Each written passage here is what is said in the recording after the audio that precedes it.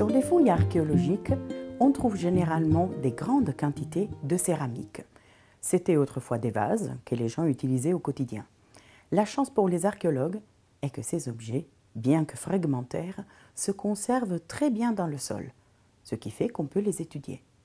Aujourd'hui, on va à la rencontre de Sylvie, qui est céramologue, et elle va nous expliquer comment faire.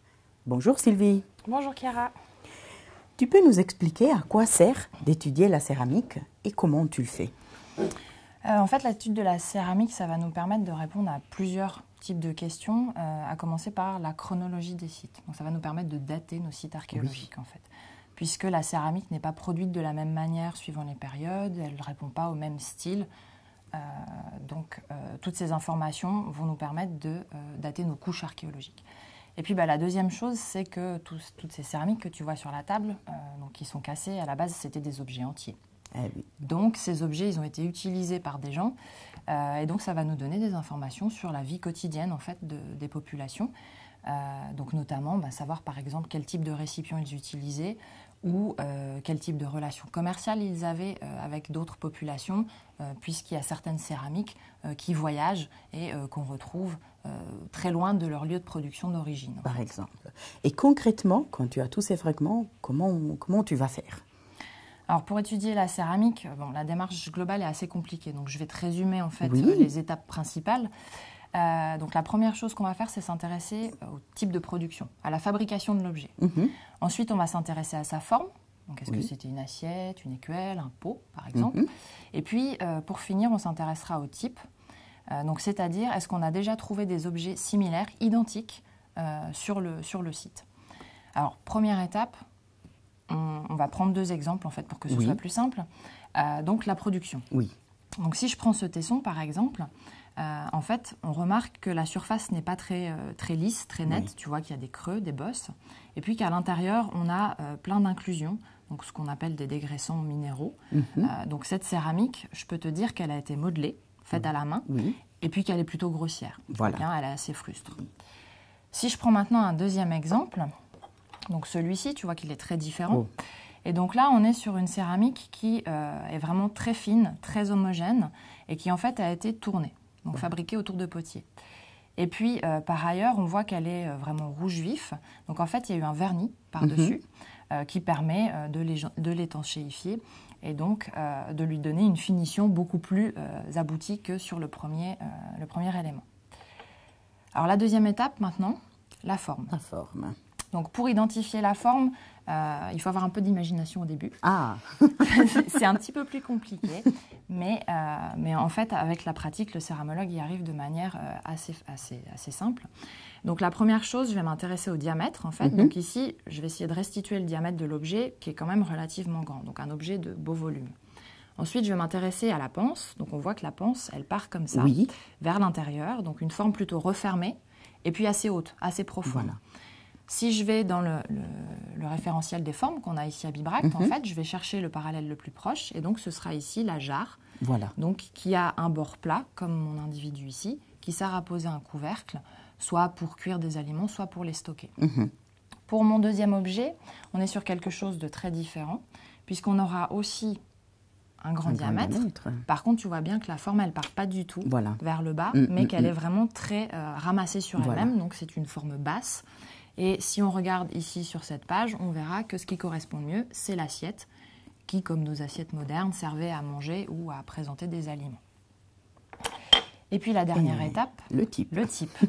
Alors pour le type, on partira uniquement des bords, parce que c'est ce qui est plus caractéristique en fait, et on ne peut pas identifier un type à partir d'un fond ou d'une panse, c'est beaucoup trop compliqué. Voilà. Donc là, j'ai des bords, ça tombe bien.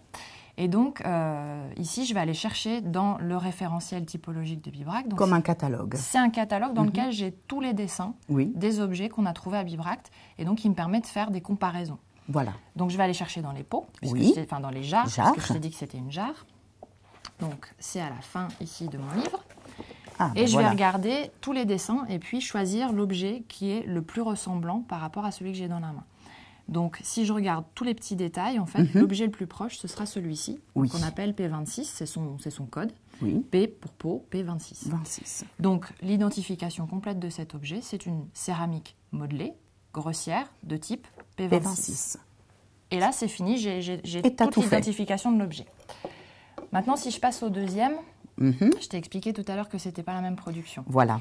Donc, je ne vais pas chercher dans la même typologie, dans le même référentiel. Je vais chercher dans la typologie qui correspond aux céramiques à vernis rouge. Alors, je vais prendre du coup un autre catalogue. Aller à la page qui correspond au vernis rouge. Et puis, je vais faire le même exercice. Donc, je vais chercher le dessin qui se rapproche le plus de mon bord. Alors là, on a donc cette gorge qui est caractéristique et puis la lèvre qui se détache beaucoup, qui va correspondre en fait à ce dessin, donc qu'on appellera du nom de la typologie alterne et puis du code 1A. Céramique à vernis rouge de type alterne 1A, là aussi l'identification est complète. Et du coup, avec ces informations, maintenant, tu vas essayer de trouver une datation. Alors, je vais essayer de trouver une datation et il y a plusieurs manières de dater en fait à partir de la céramique. Donc là, ici, ce qui va bien fonctionner, c'est le type, surtout celui-là, parce qu'en fait, on a identifié précisément le lieu de production. Donc on a fouillé les ateliers dans lesquels ces assiettes sont produites. Et donc, je sais que ces assiettes sont produites dans le nord de l'Italie.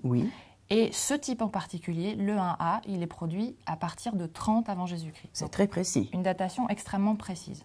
Donc ça veut dire que cet objet, il a voyagé depuis l'Italie du Nord jusqu'à Bibracte, en passant par la Gaule du Sud, et qu'il est arrivé ici autour des années 30-20 avant Jésus-Christ.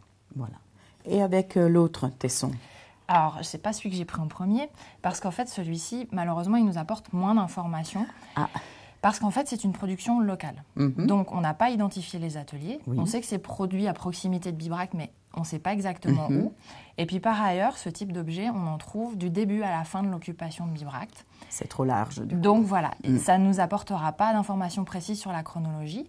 Donc, pour dater ici ma couche archéologique, je me servirai de ce type-là. Et donc, je sais que ma couche archéologique, elle date des années 30, 25, 20 avant Jésus-Christ. Et en plus, on a aussi des informations quant au commerce entre l'Italie du Nord et Bibracte. Et voilà. Et donc, on sait aussi, grâce à cette céramique, qu'il y avait déjà des relations commerciales bien développées avec l'Italie, la Gaule du Sud et des productions qui arrivaient à Bibracte dès cette période. Merci beaucoup, Sylvie, pour toutes ces informations. Je t'en prie. Toutes les céramiques qui sont exposées au musée ont été étudiées de cette façon. Cela permet aux archéologues d'avoir vraiment des informations sur le quotidien des habitants de Bibracte. Et la suite au prochain épisode.